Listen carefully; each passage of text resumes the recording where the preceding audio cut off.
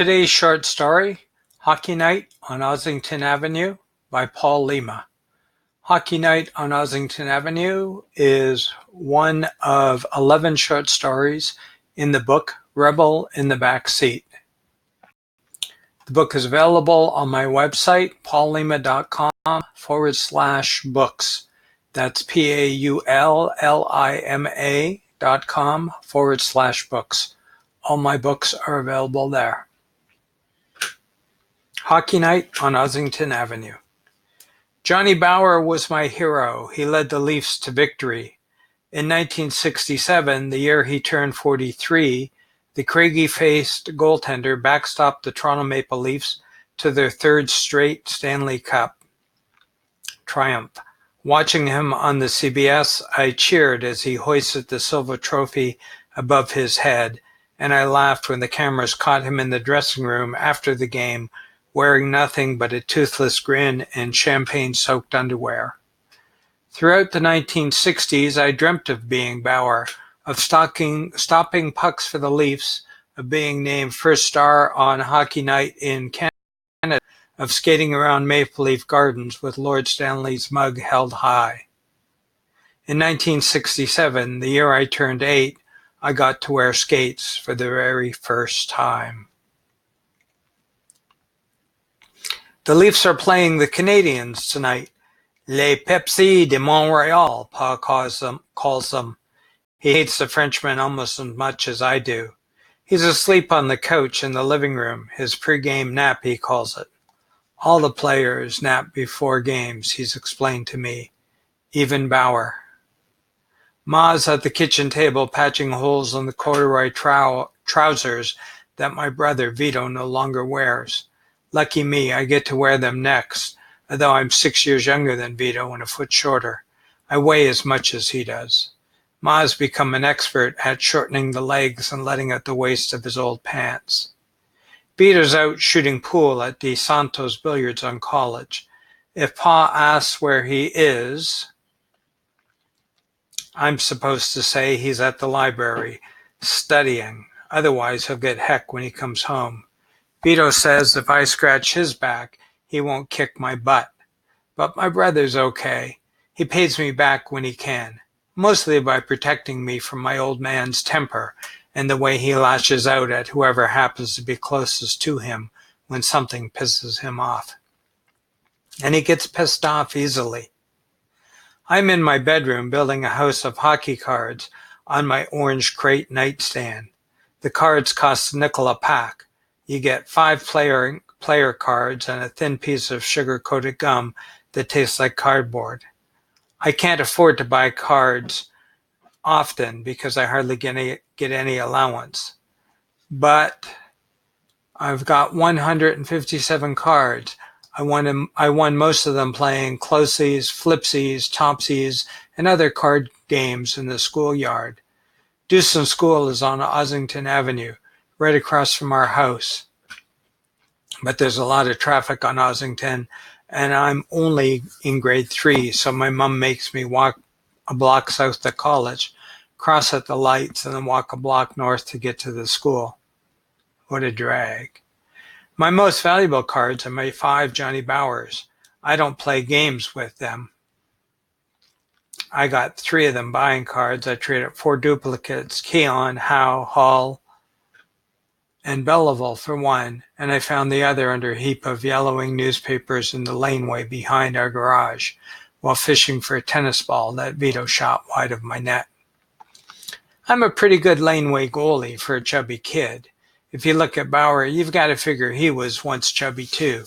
I flop a lot and throw my boots, arms, chest, and stick in front of every shot. That's why Vito calls me kamikaze. Everybody calls Vito Stick because he's almost as thin as the shaft of a hockey stick.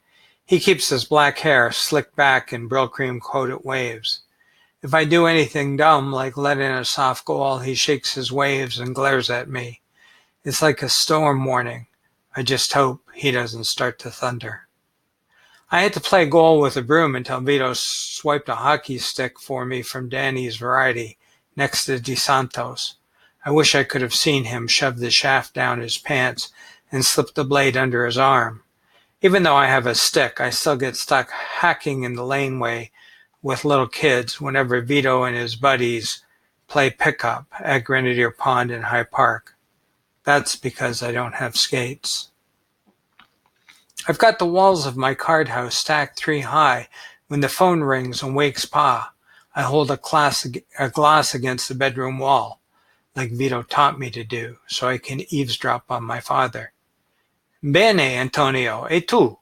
Pa is talking to his younger brother, Tony, who owns Capelli's Garments on Spadina. Pa's worked there since he got laid off from his construction job a couple of years ago. I think he cuts materials for socks and underwear. Socks and underwear are the only clothes I don't get as hand-me-downs. Stasera, Pa asked as I pressed my ear firmly against the glass. Con Pietro. This evening, with Peter. Peter's my pain-in-the-ass cousin who's only 12 but thinks he's a grown-up and acts just as dumb. Vito only lets our stuck-up cousin hang around us because he always has money for smokes and cokes. He has skates too, and he plays hockey at Grenadier Pond. Vito says Peter's pretty good, but he hardly ever scores on me when we play in the laneway. Va bene, Antonio. Un momento, Pa says, and he calls my mother. Turns out a supplier is turning Tony and Peter to the hockey game. Tony has 2 extra tickets for the freaking ballet. He wants me and Ma to go to the ballet with his wife, Emilia. To the ballet, not to the hockey game. Nicky! Ma bursts into my room like a tornado. Shirts, pants, socks, and underwear fly everywhere as she scrounges through my closet. We're going to the Nutcracker. What a treat. Put on your Sunday best. Clean underwear, too. I turn my back on her and knock over my house of cards. It's Saturday night. Hockey night in Canada is on tonight. Leafs versus Montreal. And I'm going to be at the ballet. Not if I can help it. While Ma's in the bathroom getting all powdered up, I plead with Pa to let me stay home. I even speak Italian to him. Per favore, Papa. He shakes his head and cracks open a beer. But Pa, he chops air with his free hand and says, Nicky, in the deep voice he usually reserves for when Vito gets home late. I'm not brave like Vito, who would just stand there without blinking. I'm not stupid either. I scramble out of the living room. In the taxi, I ask Ma why we have to go to the ballet. It's a Christmas tradition here, she says. In Italy, when I was your age, I went to ballet and opera whenever I could. How I miss Figaro. I don't ask who Figaro is. The taxi pulls into a driveway where my aunt is waiting, wearing her long fur coat. Ma straightens my polka dot bow tie as Amelia squeezes in beside me and almost knocks me out with her perfume. The Nutcracker is held at the O'Keefe Center, a huge auditorium named after the beer Pa drinks. The ballet is as dull as I figured it would be, although the Mouse King is neat, especially when he fights the Nutcracker. Things really get boring with it when a ton of frilly snowflakes start to prance around, so I close my eyes and pretend that I'm at Maple Leaf Gardens, watching Bauer take on the Canadians. Belleville shoots. Bauer's gloved hand flicks out, catches the puck quick as a cat captures a mouse. Richard's in on a breakaway. Poke check. Bauer's master move. Leaves the pocket rocket shaking his head and cussing the maskless wonder. Toe save, chest save, splits. Bauer's ballet gives the Canadian fits. I hear applause and open my eyes. The dancers take their final bows, and we head for the exit. What did you think, Nicky? Ma asks. I wonder who won the hockey game. Hockey, she sighs. That night, as she tucks me into bed, she says, at church tomorrow, remember to thank Uncle Tony for the ballet tickets. I thank Tony, but keep my fingers crossed behind my back, because I'm not feeling thankful.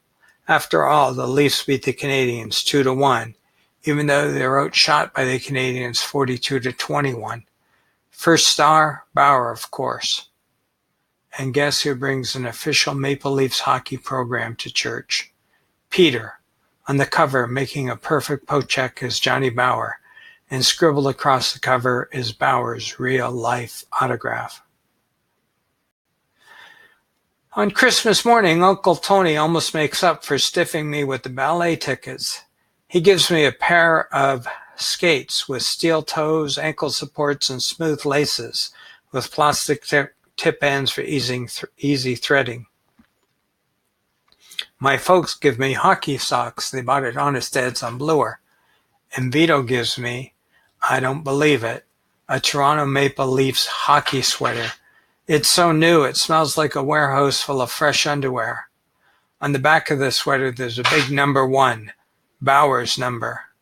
As I slip my new sweater over my head, Vito says, "You got skates just in time, Kamikaze. We need a goalie tomorrow." "You want me to play at High Park?" "I'm on any team you're not on," Peter says, "so I can whip your butt." I shove a fist in his face. "Hey," Vito says, making like a referee and separating us. "Save it for the game." I sleep in my Maple Leafs hockey sweater and dream of poke-checking the Canadians at Maple Leaf Gardens, while Bower sits in the stands, a huge grin on his face, watching me. In the morning, Vito, Peter, and I ride the College streetcar to High Park. The ice covering Grenadier Pond gleams in the sunshine like our kitchen floor shines right after Ma has waxed it.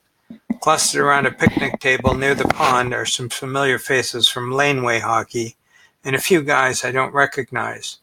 "Hey," Vito calls out, "did you find us a goalie?" Somebody asks. "Kamikaze," Vito says. He pats the back of my Johnny Bower sweater and I shiver. Holy crap, I'm going to play goal on the ice of Grenadier Pond. Vito and Ernest, an older guy who is smoking a cigarette, are chosen as team captains. "I get Charlie," Ernest says. "You keep your brother and pick first." Charlie is the other goalie. His stocky build is exaggerated by the shoulder pads under his New York Rangers sweater. Vito picks Alex, a guy who lives a few doors up from us. Ernest points to Peter. I'm shocked that anybody would pick my idiot cousin first. As Vito and Ernest continue to pick, I take off my rubber boots, untangle my skate laces, and force my feet into new skates. I tie my laces as best I can and stand up. My ankles buckle, and I almost fall. "It's Johnny Bowleg," Peter says as he skates to shore and breaks, sending a shower of ice shavings in my direction. Of course, he's wearing a Canadian sweater. I think he does it just to piss me off. Once he's through selecting his team, Vito sits me down, pulls my laces tighter, and ties them in a double bow. I stand, keeping my knees stiff, and take a hesitant step forward. My ankles hold. I shuffle closer to the edge of the pond and stare at the frozen surface. "Go for a skate," Vito says. "We'll build your posts."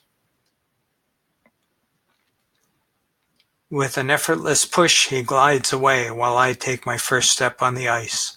I wobble like a ballerina with a sprained ankle. Thud. I hit the ice. Vito swoops around me like a hawk. "You gotta stay on your feet, Kamikaze." "I'll be great, Stick." Ignoring my bravado, Vito guides me to what feels like the center of the universe. As teammates drop boots on either side of me to mark my posts, I try to glide forward. Thud. My teammates snicker and skate away.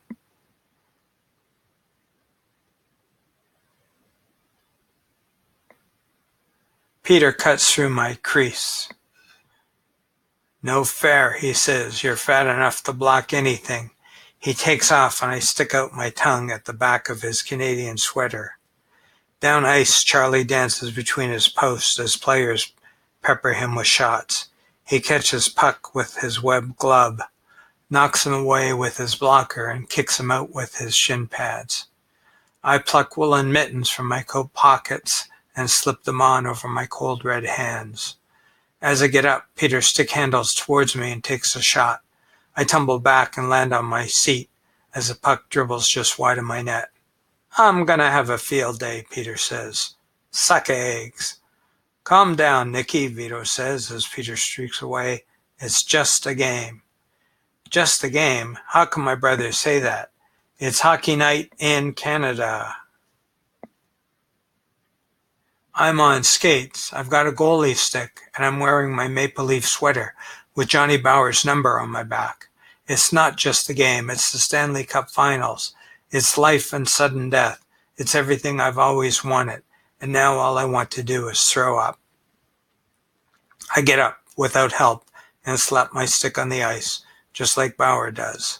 The game begins. Vito wins the face-off and passes the puck to Alex, who feeds a player breaking down left wing. Vito cuts for the slot and receives a return pass. He shoots. Charlie makes the save, robbing Vito point blank, and smothers the rebound. I manage to stay on my feet as the play remains in the opposition zone. I haven't faced a shot on net, and already goaltending on skates is a heck of a lot tougher than Bauer makes it look. Peter gets the puck and doodles around several of our players before passing it to Ernst, who breaks in on right wing. I step out to cut down the angle and fall on my knees. Ernst laughs so hard he fans on his shot. The puck dribbles by me. Please, dear God, let it be wide. He shoots, he scores! Peter's voice rings in my ears. Belleville on a picture-perfect pass from Richard. Vito helps me up. Do you want to wear your boots instead? No, I spit through clenched teeth. Be cool, I'll play back. Except in goal, the teams are even. We score next. Alex on a wrist shot on a pinpoint pass from Vito. By accident, I belly flop on a loose puck during a scramble in front of my neck. When I get up, Vito smiles and taps my shins with his stick, just like in the big leagues. On the next play, a long shot hits my stick and bounces me off balance. I spin around like an awkward ballerina. Peter snaps the rebound at my net, but the puck hits my ass. I topple over and land on the puck. All right, Vito says. We got ourselves a goalie. My teammates cheer. Dumb luck, says Peter. Dumb fat-ass luck. Because of my 2 saves, Stick gets daring and doesn't play back as much. He gets caught up ice as Ernst feeds Peter a long pass. Breakaway. Peter's eyes are as black as 2 tiny pucks as he moves in on me. I'm frozen in place. How close is he going to skate before he puts me out of my misery? He dekes right. What would Johnny Bauer do? I dive forward and thrust out my stick. Poke check. As Peter shoots, the puck ricochets up off the blade of my stick and strikes me in one of the places a goalie really does not want to get hit. I groan and sprawl face first on the ice. Nutcracker, Peter shouts as I writhe in pain. Where am I? My face is pressed against something cold and smooth. The Mouse King has my head gripped in his claws and is trying to twist it off. I can't breathe. A distant voice calls, Get up, skate it off. Protect my net, Stick. He's delirious, Peter says. He doesn't have a cup, Vito says. Who won the Stanley Cup? Peter snorts. You gotta skate it off. Vito rubs snow across my forehead. Help him up, he says. Strong arms help me to my feet, but standing only intensifies the pain in the place where, evidently, I should be wearing something called a cup. The arms move me towards the shore. I sit in a snowbank and let the cold dampness seep through my corduroys. It relieves some of the pain. Vito removes one of my mittens and wipes icicle tears off my cheek and snot from my nose. He could desert me on the shore and go back to the game, but he doesn't. He waits for my sobs to subside, helps me remove my skates, and puts on my boots, then takes me home and helps me into bed.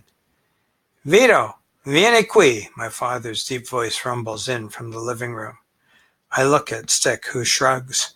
Sleeping off, he says. Then he leaves to answer my father's call. Although the pain makes it difficult for me to move, I grab my listing glass and place it against the bedroom wall. I don't hear my father speak. Instead, I hear Uncle Tony. "Vito," he says, "the Maple Leafs hockey sweater you gave to Nicky. Where'd you get it?" Stick doesn't answer. "An expensive hockey sweater was stolen from Danny's Variety," Tony continues. "Danny è il mio amico, Vito, and he's very upset." My brother says nothing. I imagine him standing before the men, staring them down. Then Pa's voice erupts in my glass. "Stupido bastardo!" I hear a loud smack, like the sound of Frank Mahavlich's slapshot bruising the backboards. My head throbs. I can barely keep my eyes open. The glass slips from my hands, and I crawl back into bed. I am naked, playing goal at Maple Leaf Gardens. The Canadians in tights and ballet slippers score and score at will. Johnny Bower, seated in the stands, scowls and pulls his sweater over his face. "Nicky," Vito whispers, rousing me from my dreams. I crack open my eyes.